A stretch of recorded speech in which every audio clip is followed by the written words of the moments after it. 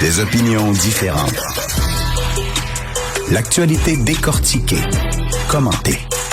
Savoir et comprendre, Cube. Salut Antoine, chroniqueur au Guide de l'Auto. Aujourd'hui, on va parler d'un match comparatif. Exactement, parce que les matchs comparatifs ont toujours fait partie de l'histoire du Guide de l'Auto. C'est une signature, c'est un facteur de différenciation, absolument, bien sûr, de la compétition. Et moi, j'ai débuté ma carrière au Guide de l'Auto à la fin des années 90 en faisant des matchs comparatifs. Je raconte l'histoire parce qu'un jour, Jacques Duval, que j'avais pu rencontrer au préalable, m'accroche et me dit « Est-ce que tu aimerais participer à un de nos matchs comparatifs qu'on va réaliser pour le Guide de l'Auto 1998? » C'était à l'été 1997. Évidemment que je ne portais plus à terre, mais je ne savais pas en quoi ça consistait à ce moment-là. Et on s'est déplacé du côté du circuit de Saner, contente de défendre là, très bien ces jours-ci parce qu'on veut sauver ce circuit-là. C'est une autre histoire, bien évidemment, mais ce qui se passe en périphérie du circuit de Saner, c'est, à mon avis, carrément dégueulasse. Alors, vous irez lire sur le sujet si ça vous intéresse, bien sûr, mais ce circuit-là est là depuis longtemps, a fait partie des meubles pour le Guide de l'Auto depuis des décennies, nous a servi à pouvoir faire plusieurs dizaines d'essais comparatifs. Marc Lachapelle a réalisé des essais sur 24 heures en continu sur ce circuit-là. Mais le match comparatif, ça fait partie, évidemment, du Guide de l'Auto. Et je partageais tout récemment, évidemment, sur ma page Facebook, une image d'un match qu'on avait réalisé à l'été 98 sur le circuit là-bas. Jacques Duval a toujours cru en un exercice de choisir des véhicules comparables, de les mesurer les uns aux autres pour en arriver à un résultat. Et c'est toujours demeuré, peu importe l'édition du Guide de l'Auto que vous allez ouvrir, vous allez en retrouver. Maintenant, comment est-ce qu'on organise ça? Moi, je l'ai appris à la longue, bien sûr, parce que comme je disais, j'ai fait un match en premier lieu à l'été 97 et j'ai participé à plusieurs matchs du Guide de l'Auto sur plusieurs années avant de les organiser moi-même. Alors, c'est de rassembler, évidemment, de réussir à trouver dans une même date ou dans une même période l'ensemble des véhicules qui sont réellement comparables, se faire un tracé routier ou se déplacer sur un circuit pour pouvoir les réaliser et se poser la question, mais qu'est-ce que les lecteurs veulent savoir sur ces produits-là? Parce qu'on fait pas un match comparatif de sportive de la même façon qu'on fait un match comparatif de pick-up pleine grandeur ou de VUS hybride ou même de voitures électriques. Et cette année, bien évidemment, comme beaucoup de questions entourent les VUS plus accessibles, la motorisation hybride, on s'est concentré là-dessus, d'autant plus que l'industrie en a lancé beaucoup cette année. Il y a Jeep qui est arrivé avec un Cherokee hybride, Forester hybride chez Subaru. Alors, plusieurs véhicules ont été ajoutés, si bien qu'on a fait un match comparatif avec les RAV4, les CR-V, Tucson, etc. Et l'objectif ultime, c'était bien sûr de tester la polyvalence, le rendement, le comportement, le rendement énergétique du véhicule, mais c'est toujours aussi la valeur. Qu'est-ce que ce véhicule-là apporte de plus, en quoi il se distingue.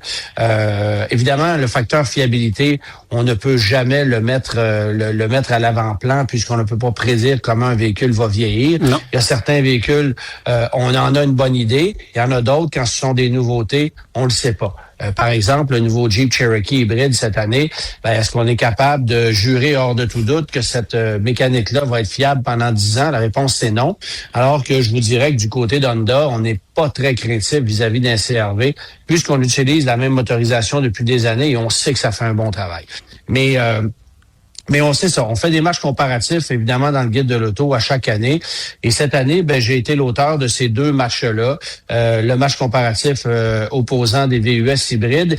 Et on a pris aussi au bon 4 VUS 100% électriques à grande autonomie, offerts sous la barre psychologique des 50 000 et ça, c'est en excluant les subventions. Alors, ce sont des véhicules qui sont accessibles parce qu'évidemment, on se dit, 50 000 c'est quand même beaucoup de sous. Mais quand on magasine un véhicule aujourd'hui, c'est rare qu'on trouve un véhicule, disons, ça monte vite, puis en bas de 40 000 $ pour un véhicule à vocation familiale, il y en a pas tant que ça. Puis évidemment, si on ajoute à ça l'équation du carburant, ben souvent on va se rendre compte que l'option d'un électrique peut être super intéressant. Et puis c'est pour ça qu'on a décidé de mesurer ces véhicules-là en les amenant jusqu'au bout. Alors l'exercice cette année a été assez particulier puisque on a décidé de les étirer jusqu'à temps qu'ils tombent en panne. Okay. On a fait un tracé qui nous a amené au nord de Mont-Laurier pour revenir. En fait, on a parcouru un peu plus de 500 kilomètres avec ces véhicules-là pour être certain que nos véhicules, on allait les pousser à bout, et c'est ce qu'on a fait. Avec le Tesla Model Y, le Chevrolet Equinox EV, le Kia EV5 et le Toyota BZ. Alors, ce sont les 4 véhicules qu'on a pris, qui sont directement rivaux. Et ça donne le résultat qu'on a aujourd'hui dans le guide de l'auto qui sera commercialisé demain. Dès demain, c'est intéressant de constater. Dès demain, exactement. Le livre sera en kiosque, en magasin, en librairie dès demain.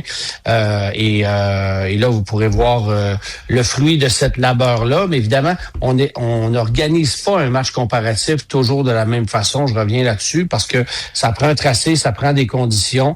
Il faut être très, très, très discipliné sur la façon de conduire pour mesurer des véhicules dans des conditions parfaitement identiques.